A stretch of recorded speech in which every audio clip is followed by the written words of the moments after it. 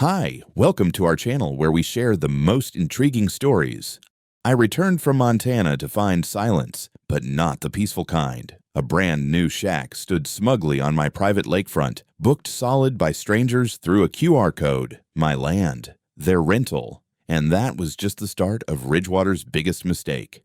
When I pulled into my gravel driveway after 2 weeks in Montana, the first thing I noticed was the silence. Not the peaceful kind I'd come to treasure since buying this 12-acre slice of heaven on Cavern Lake. No, this was the kind of silence that crawled under your skin.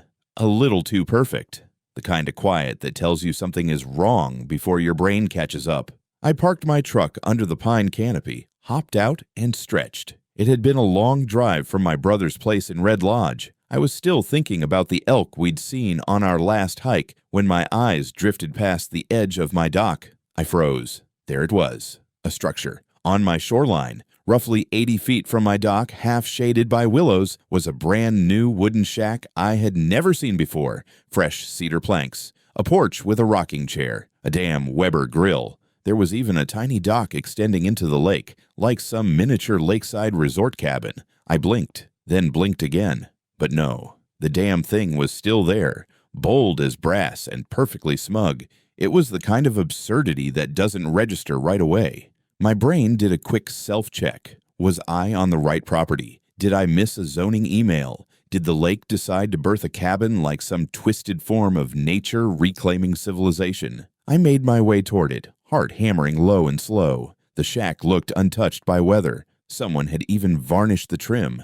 It smelled new. On the porch hung a little wooden sign with burned-in letters, Lakefront Shack, reserved for Ridgewater members only. Beneath it, laminated and nailed to the post, was a glossy QR code with a logo I recognized instantly, Ridgewater Preserve HOA. You have got to be kidding me. I pulled out my phone, scanned the code, and it directed me to a clean, overly designed booking site. The shack was listed as Lakefront Amenity Cabin B, fully booked for the next 3 months. Calendar dates highlighted in green, a little banner that said Summer Expansion Pilot Program, and a cheery HOA welcome message that started with, "At Ridgewater Preserve, we believe every member deserves lake access." I laughed. Not because it was funny, hell no. It was the kind of laugh you bark out when your sense of reality starts cracking under pressure. I wasn't part of Ridgewater, never had been. My property predated their entire development by half a century. I'd bought it specifically because it was outside of HOA jurisdiction. My boundary markers were stone buoys set back in the 1950s, registered and GPS verified. I had documents thicker than a damn phone book proving my land extended to that exact shoreline. So what the hell was a Ridgewater exclusive rental cabin doing on my land? Back at the house, I powered up the security system and pulled footage from the past 2 weeks. I'd set up LTE surveillance before leaving. Nothing fancy, just motion-activated trail cams and a solar drone dock. As the clips buffered, I cracked open a warm can of Coors Light, still trying to process what the hell I was looking at. The footage answered quickly. There they were. Tourists. Strangers. Coming and going with coolers, fishing gear, a goddamn inflatable flamingo. One couple set up a tent right next to the shack and grilled trout over the fire pit. My fire pit. Another group pulled up on kayaks and played loud music into the night. All of them acting like they were at a lakeside Airbnb. I watched, silently. Then I went outside and sat on the edge of my dock, staring across the water at the intruding structure like it was a tumor growing on clean skin. That night, I flew the drone manually and got a full flyover of the shack. From above, it was clear. The GPS coordinates placed the structure at least 25 feet inside my property line. No ambiguity, no maybe zone. This thing was squarely on my goddamn land. And Ridgewater HOA had the audacity to not only build on it, but to monetize it. I didn't sleep much that night. The wind came in from the west, brushing over the water with that low, rustling whisper I usually found comforting. Not anymore. My shoreline had been violated, not by vandals, not by drunk kids, but by an organized group of suburban invaders led by people with clipboards, printers, and a complete disregard for private property. They weren't trespassers. They were worse. They were bureaucrats with power tools. The next morning, I made coffee, updated my drone footage archive, and printed out every deed, plat, and boundary map I had. Then I packed everything into a canvas satchel, grabbed my ball cap, and drove straight toward the freshly paved office park that Ridgewater HOA called home base. Time to knock on the devil's door. The Ridgewater Preserve HOA building looked exactly like the kind of place that would screw you over with a smile. Faux stone facade, fake potted palms, a little sign by the door that said, "Your community, your peace." Yeah, my piece had a shack bolted into its ass. I stepped inside and was immediately greeted by air conditioning aggressive enough to pickle a trout. A woman in a pastel cardigan and name tag smiled from behind the reception desk like she'd been programmed in some Stepford facility. "Good morning. How can I help you today?" "I need to speak to whoever's responsible for installing that wooden tumor on the western shoreline," I said, tossing my satchel onto the counter. "The one on my land." Her smile didn't even twitch. "Do you mean Lakefront Shack B?" "That's one way to put it." "One moment, please." She tapped on her computer for a few seconds, then picked up the phone and whispered something I couldn't hear. 2 minutes later, a side door opened, and out came Karen Miller in all her Queen of the Subdivision glory. I'd never met her in person, but I recognized her face from the HOA newsletters and property flyers. Tanned, chemically precise, eyes like two polished pebbles. She wore a salmon-colored blazer and walked like the building owed her rent. "Mr. Hadley," she said brightly, "we were wondering when you'd stop by." I followed her into a glass-walled conference room with framed photos of Ridgewater's model homes and lakefront events, barbecues, paddleboard yoga, smiling faces in matching Ridgewater polos. The walls practically reeked of passive-aggressive property values. We sat down. "So," she began, folding her hands like a kindergarten teacher, "I imagine you're here about the lakefront expansion cabin." I didn't reply, just dropped a printed satellite map on the table. On it, my property boundary was traced in red. The cabin was well within it. She glanced at it, not a flicker of guilt on her face. "Yes, so I completely understand your concern. There's been some confusion regarding that shoreline. It's what we're currently calling a gray zone. Historical cadastral inconsistencies. You know how messy those old land grants can be. My deed is from 1972. It references boundary stones set in 1956, backed by the county registrar. There's no gray zone. There's my land, and you built a rental cabin on it." She nodded slowly, lips pursed like she was about to deliver a TED Talk. "We're working with the county to resolve the discrepancy. In the meantime, Ridgewater's board authorized temporary use of that shoreline area for community benefit. Only Ridgewater members can access it, of course. We've ensured it's well-maintained, clean, and—" "You're squatting on private property." Karen leaned forward slightly. "Mr. Hadley, the board is fully aware of your concerns. We absolutely respect your position. That's why I'd like to offer you a seasonal compensation package, a goodwill gesture, if you will." She pulled out a document and slid it across the table. A printed check stub and a formal letter offering me $1,500 for the cooperative seasonal use of transitional shoreline amenities.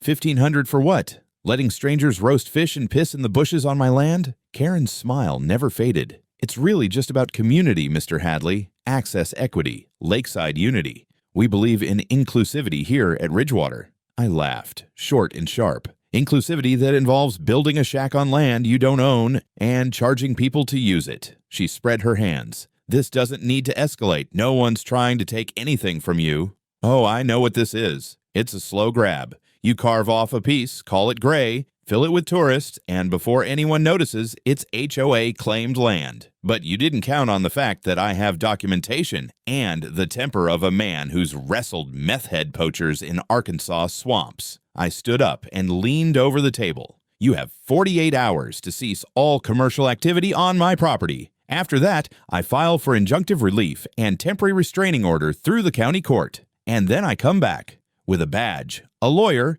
and the sheriff." I picked up my satchel and turned to leave. "You're making this more complicated than it has to be," she said to my back. I paused at the doorway. "No, Karen. You made it complicated the minute you tried to fence my lake with a website and a QR code." I drove straight to my lawyer's office. 3 hours later, we'd filed an emergency motion with the county for a temporary injunction to halt any further commercial use or development on my shoreline. My lawyer, Lila Peterson, a firecracker of a woman with steel-rimmed glasses and a memory like a bear trap, looked over my paperwork and shook her head. They think they can get away with this because most landowners roll over. You're lucky you've got clean title and ironclad boundary markers. We'll get this locked down, but brace yourself. People like Karen, they don't go quietly. I spent the rest of that evening reviewing drone footage, camera feeds, and pulling old plat maps from the archive room in my garage. This wasn't just about some damn shack anymore. It was a turf war. And if Ridgewater wanted to play HOA hardball, well, they picked the wrong damn shoreline. I've always believed that when someone hands you bullshit wrapped in paperwork, the only proper response is to weaponize better paperwork. So while the court processed our injunction, I shifted into full forensic mode. I didn't just want them stopped, I wanted proof. The kind that slams doors, ends arguments, and gets read aloud by men in robes with gavels. First stop, the county recorder's office. I filed a formal request for all public documents submitted by Ridgewater HOA in the last 6 months involving shoreline development, recreational construction, or land usage in parcels adjacent to mine. Took them 2 hours and a nervous intern to dig it all up. The folder they handed over was thick. Inside were architectural plans for Community Amenity Expansion B, surveyor reports, a proposal to the Planning Commission, and, here's where I nearly choked on my own spit, an engineering addendum listing my shoreline as unregistered transitional wetland space pending verification. Bullshit. Even worse, there was an attached consent form supposedly signed by someone named Greg Hadley, authorizing temporary use of the shoreline for seasonal structures. Greg Hadley. They'd tried to play it like a typo, but the signature didn't even come close to mine. Loopy, wide cursive, like it had been scribbled by someone trying to fake confidence. And I signed my documents in block caps, sharp and fast, like the field reports I used to submit to Fish and Wildlife. They didn't make a typo. They forged my name. I scanned the signature and pulled up my original deed. Overlaying them made the differences pop like neon. We were looking at full-on document fraud. I took it to Lila. She looked it over, lips pressed into a straight line. This is felony territory. If that document was used to gain permits or public funding or justify commercial activity, it was, I said. It's in their application packet to the Planning Commission.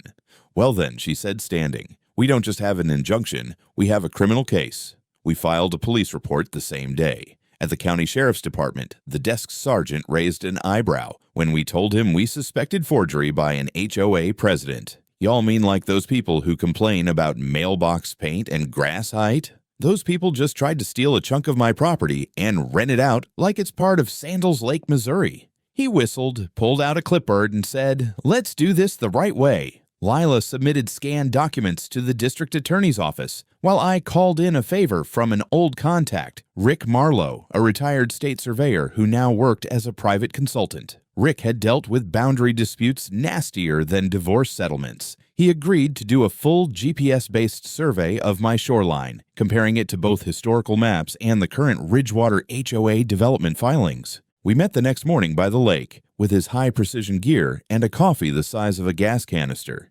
"Jesus, Grant," he muttered, eyeing the cabin. "They really built this without talking to you?"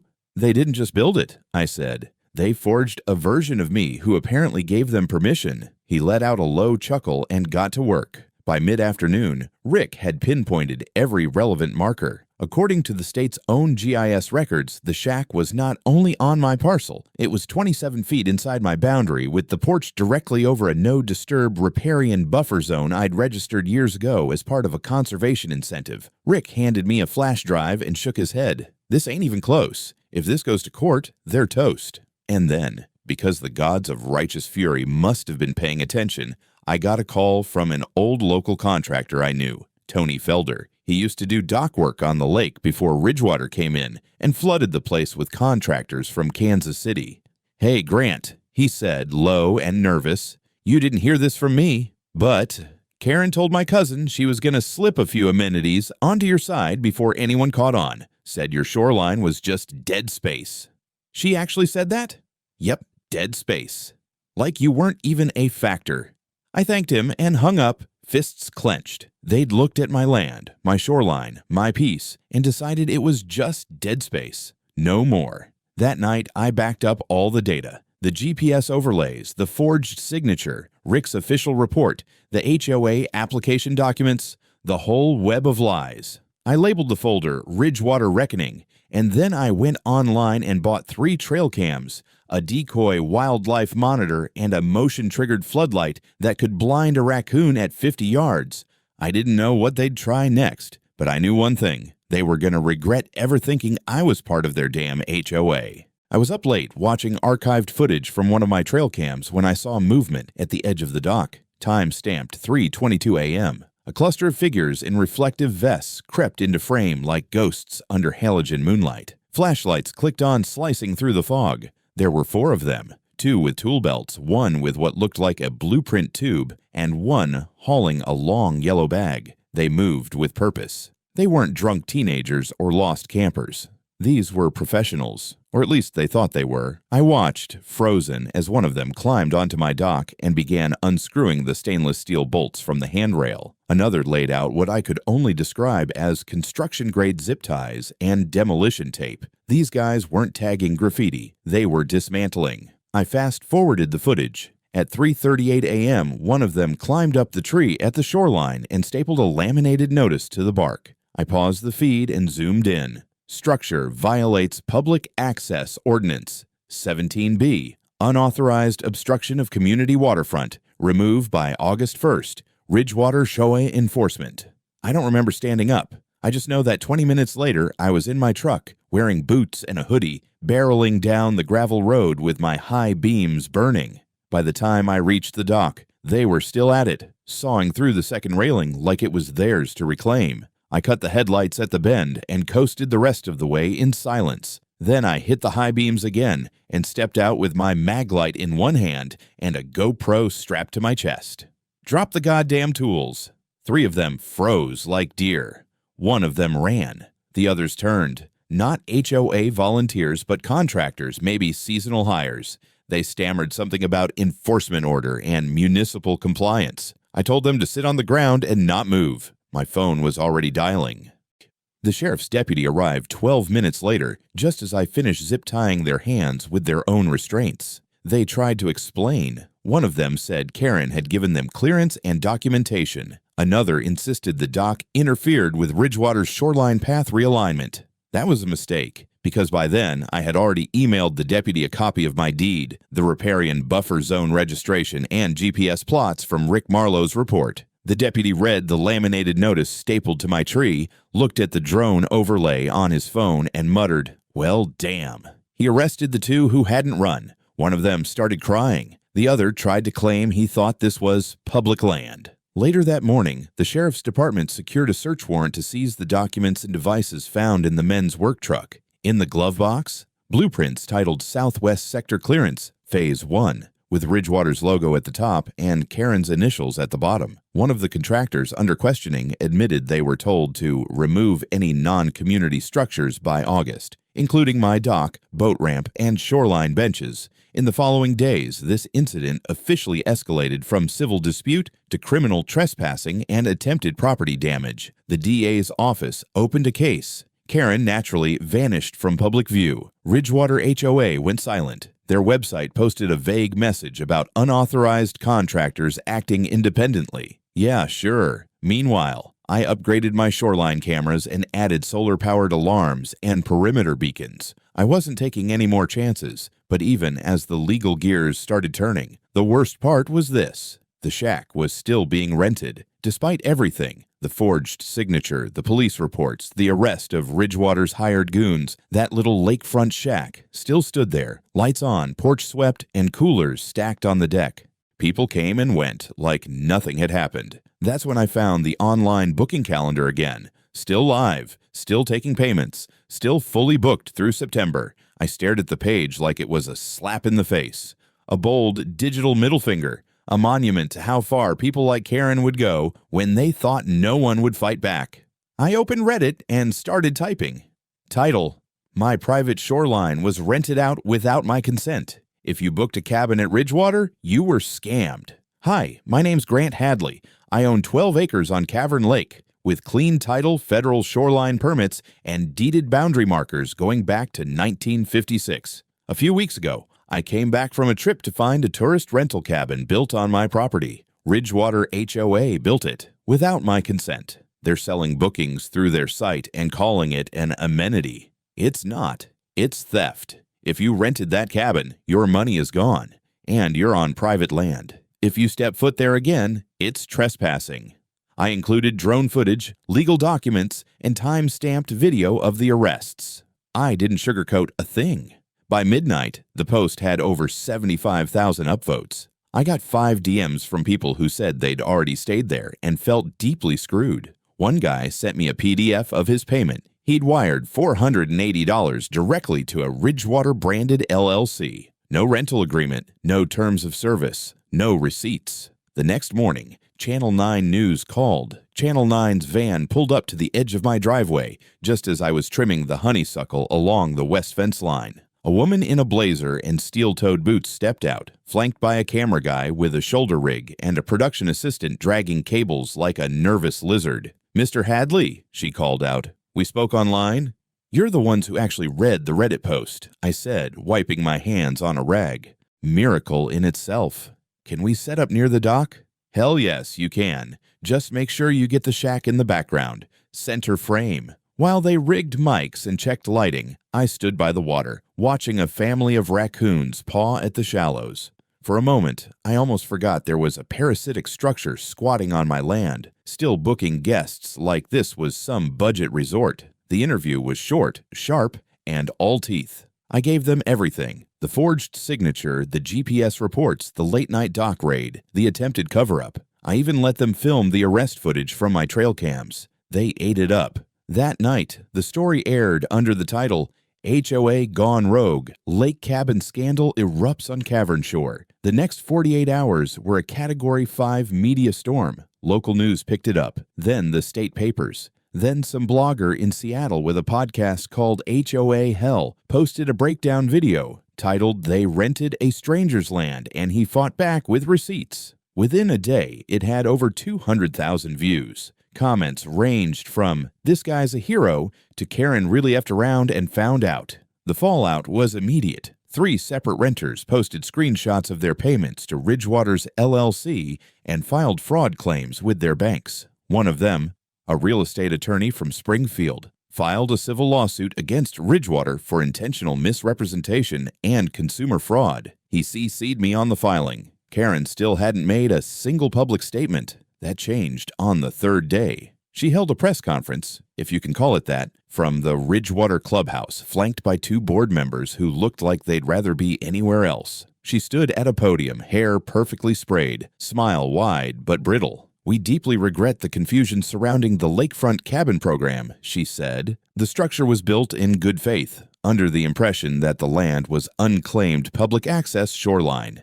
We are cooperating fully with the county to resolve the matter." I watched the live stream from my porch, drinking coffee and flipping her off every 10 seconds. She had the audacity to claim ignorance, like the forged signature was some clerical hiccup, like the blueprint signed KM just mysteriously appeared in a contractor's truck. The next morning, Lila called. "You're gonna love this," she said. "We got the temporary injunction. Effective immediately, Ridgewater is barred from promoting, booking, or accessing the cabin." About damn time. They're allowed 72 hours to vacate the structure and remove personal property. After that, they're in violation of court order. But it wasn't over. When we tried to deliver the notice to Ridgewater's legal counsel, we found out something new and deeply irritating. The HOA had signed 23 rental agreements for that shack, prepaid and sealed through the LLC. That meant even if the bookings stopped now, they'd already collected close to $20,000 from future guests. Lila ran the math and found that Ridgewater's LLC had no operating license, no tax records filed for the rentals, and no tenant disclosures. In other words, they were taking money under the table through a shell. We added consumer fraud, false advertising, and tax evasion to the list of complaints. But that's when it got weirder. A man showed up on my property the following Saturday, mid-50s, polite, holding a folded printout of a booking confirmation. "Hi," he said. "We booked the cabin for the weekend." I'm not sure what's going on, but the HOA gave us this address." "You were scammed," I told him flatly. "That shack is sitting on private land. I'm the owner. The court just shut down the whole operation." His face fell. "You're kidding." I wasn't. He stood there in stunned silence, then looked back toward his SUV, where his wife and 2 kids were waiting with fishing rods. "They really charged us $600 for this. You should get your money back. And you might want to join the fraud lawsuit." He nodded slowly, then paused. "You know, they told us you were just some recluse who wouldn't notice, that you'd moved away or something." I didn't say anything, just pointed at the security camera above the trail and watched his expression turn. That night, I updated the Reddit post with everything. The court injunction, the fraudulent LLC, the shell contracts. It went viral again. A guy claiming to be an accountant said he'd flagged Ridgewater's LLC to the IRS tip line for unreported income. 2 others confirmed the same. I didn't even ask. People were doing it on their own now. What started as one man's property defense was turning into something bigger. Ridgewater wasn't just dealing with me anymore. They were dealing with a storm of angry, overcharged, deceived clients, and a growing number of regulators watching the mess unfold. The shack still stood, but now it was silent. No tourists, no music, just a ghost on the shoreline, waiting for a reckoning. And it was coming. It took 6 weeks, 3 hearings, 2 emergency filings, and the combined rage of half the internet. But we finally got it. A full judicial order to dismantle the shack. The county court ruled in my favor on every count: unlawful encroachment, unauthorized commercial activity, attempted property seizure, document fraud, and violation of zoning restrictions. The judge, an old woman with ice in her voice and no patience for HOA semantics, said the structure had no legal basis for existence and posed a clear and continued violation of private property law. She signed the demolition warrant herself. That day, I stood on the edge of my dock, mug of black coffee in hand, as 2 federal marshals, a sheriff's deputy, and a private demolition crew rolled in like a goddamn parade of justice. Karen showed up, of course, dressed like she was running for local office. She tried to block the access road with her Lexus SUV, waving a stack of papers and shouting something about a pending appeal. The lead marshal didn't even flinch. He handed her a printed copy of the order and said, "You've got 5 minutes to move the vehicle." After that, we treat it as obstruction of federal enforcement. She backed down, barely. The crew got to work. Chainsaws first, then a bobcat with hydraulic claws. They tore that shack apart piece by smug little piece. Porch, grill, railings, even the little Ridgewater members only sign, gone. All of it. By dusk, all that remained was bare earth and a concrete footing that I ordered jackhammered into dust. I walked the perimeter with my phone in hand, recording the whole thing. Posted it online with the caption, "One HOA's trash removed from one man's land, permanently." The response was electric. Thousands of comments, dozens of news outlets reached out. Even a few city council candidates started using my case as an example of private rights versus institutional overreach. But I wasn't done. If they wanted to call my shoreline community space, I'd give them something they couldn't touch, because I'd be the one defining the terms. I met with Rick Marlowe again, and we drew up a conservation overlay for the western half of my lakefront. Using state statutes, I filed an application to designate it as a private ecological easement, registered as a micro-sanctuary for migratory birds and shoreline preservation. It wouldn't stop trespassers, but it gave me something stronger: federal environmental protections. Any unauthorized interference with the space could now qualify as a federal offense. And then I got petty. I had a new sign made: heavy steel, concrete base, laser-cut lettering, Hadley Shoreline Reserve, private ecological zone by permit only, strictly enforce no rentals, no access, no HOA oversight. I mounted it right where the shack used to stand. But I didn't stop there. With Rick's help, I installed 3 observation benches, planted native pollinators, and even invited the Ozark Birdwatching Society to register the space as a private micropark for seasonal tracking studies. I gave them access to log activity during daylight hours once a month with advance notice and a signed waiver, and they loved it. Apparently, my shoreline hosted a rare nesting site for a species of warbler no one had seen this far south in 10 years. That fact alone made my application bulletproof. Karen tried to claim I was weaponizing land use.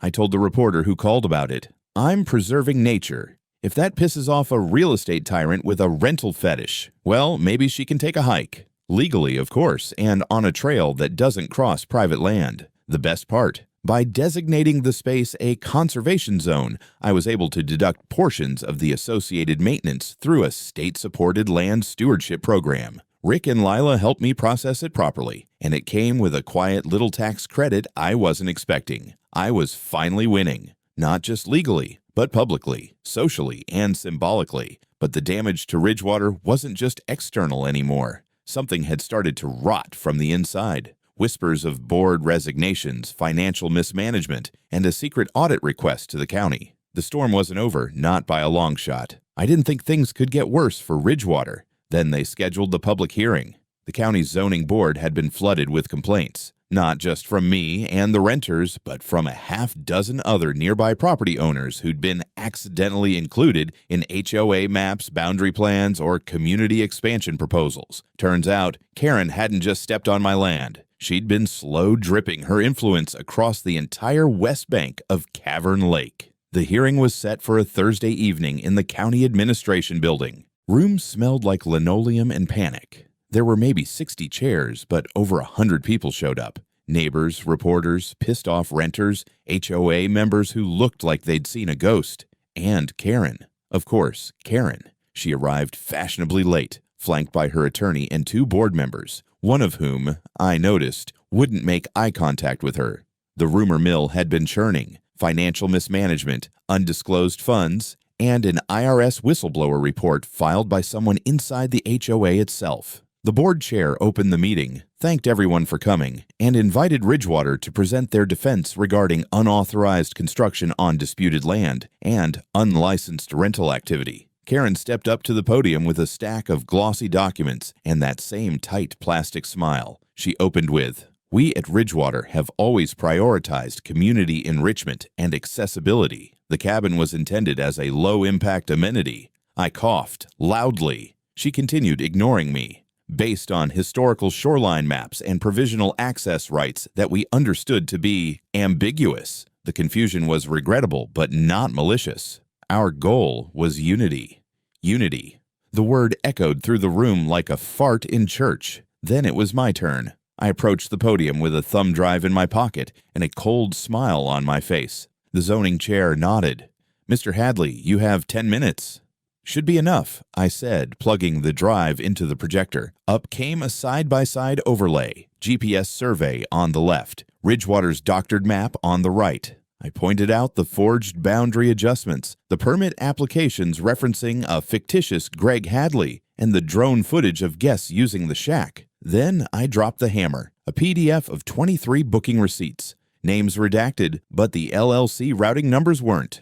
Each showed payments going to Lakefront Community Expansion Services, LLC, a company not registered in Missouri, but operating under Ridgewater's branding. Then I showed the IRS complaint confirmation. Filed anonymously, sure. But the timeline matched the day after my Reddit post went viral, and whoever filed it had access to internal payment logs. Karen turned pale. The zoning board members exchanged glances. One leaned in to whisper to the chair. Another began scribbling notes on a legal pad like her life depended on it. Then a voice rose from the crowd. "I'm Greg Halley," the man said. "Not Hadley. Halley. I live 2 towns over. I found out my name was on a shoreline authorization form. I've never met these people, never signed anything, but my name's on the HOA's cabin plan." The room broke into murmurs. I stood there, arms folded. Karen looked like she might throw up. The board adjourned after 20 more minutes of chaos. They announced a formal review of Ridgewater's permits, finances, and zoning compliance. Pending investigation, all expansion projects were frozen indefinitely. Later that night, I got a message from a Ridgewater resident, a board member, one who'd been at the hearing. "Grant, I'm resigning tomorrow. I just found out Karen used my name to approve contractor invoices I never saw. I thought we were building walking paths. Turns out, she rerouted 25 grand through that fake LLC. I'm out." The same evening, Lila called. "You're gonna want to sit down." "I'm standing next to a stack of dry cedar. Talk to me." "We just got confirmation. IRS opened a preliminary inquiry into Ridgewater's LLC and personal financials tied to the board president. They flagged 7 irregular deposits over the last 4 months. None of them reported. How bad is it? For her, Lila paused. Potentially federal wire fraud, tax evasion, unlicensed rental income, and falsification of business records. I whistled.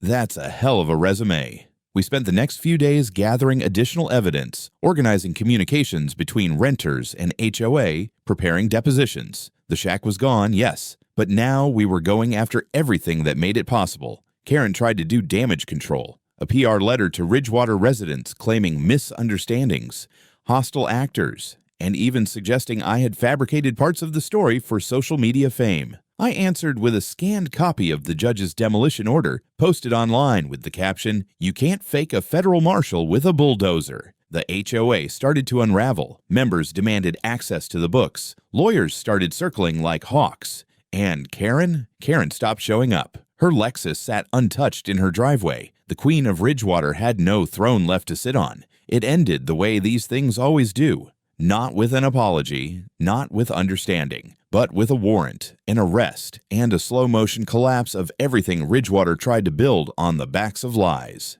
It started with a knock. I was on the porch cleaning my rifle, not because I expected trouble, just because it was Saturday and I liked the ritual. When a county patrol cruiser pulled into Karen's driveway across the water, 2 unmarked black SUVs followed. A marshal and a state tax investigator stepped out. One carried a file folder thick enough to choke a grizzly. I grabbed my binoculars. Karen opened the door in sweatpants and a Ridgewater golf pullover. She barely got 2 words out before they cuffed her. Not violently. No shouting. Just calm, quiet authority. The kind of moment that doesn't need drama because it carries the weight of inevitability. The charges hit the news by evening. Forgery of legal documents, operation of an unlicensed business enterprise, consumer fraud involving short-term rentals, tax evasion exceeding $40,000, attempted seizure of private property through false filings, tampering with public records via internal contacts in the Planning Commission. One of those contacts, a zoning official she'd gone to college with, was also arrested. Emails and call logs showed he'd backdated a shoreline survey to support Karen's fake transitional zone claim. He'd taken a kickback, $5,000 wired to a shared travel account, labeled as consulting. The court set Karen's bail at $500,000. She couldn't post it. The Ridgewater HOA board collapsed like wet cardboard. 4 resignations in 3 days. One member tried to claim temporary authority, but got buried under demands for full financial disclosure. Residents were furious. Turns out the HOA had used their dues to bankroll the shack project, pay off contractors, and cover legal costs tied to my lawsuit. People were unknowingly funding their own scam.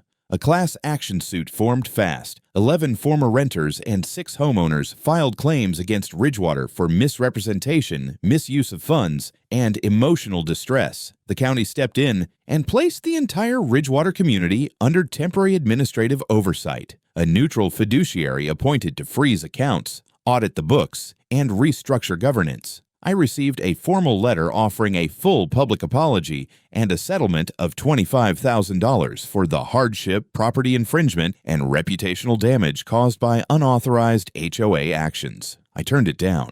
Instead, I asked for one thing: that the land once considered disputed be permanently and irrevocably recorded as part of the Hadley Shoreline Reserve, with easement protections and restrictions prohibiting any future development or access by Ridgewater or any related association.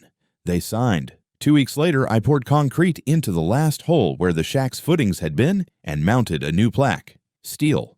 6 bolts. Backlit by solar LED. Private federally protected land trespass.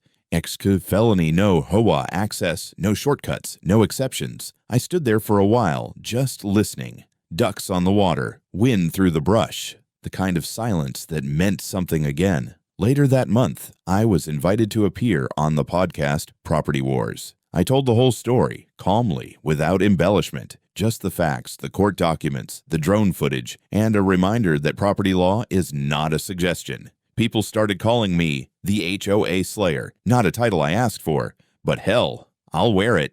I've since started consulting and pro bono for other folks dealing with overreaching HOAs. Retired or not, turns out I've still got a badge to wear. Just a different kind now. One last thing. Someone anonymously sent me a gift a month later, a tiny wooden shack, a model, meticulously made, a perfect replica of the one they built on my land. Inside the roof, burned into the wood with a soldering pen, not your property. I laughed, hard, and then I tossed it into the fire pit where the real one used to stand. Watched it burn, didn't look back.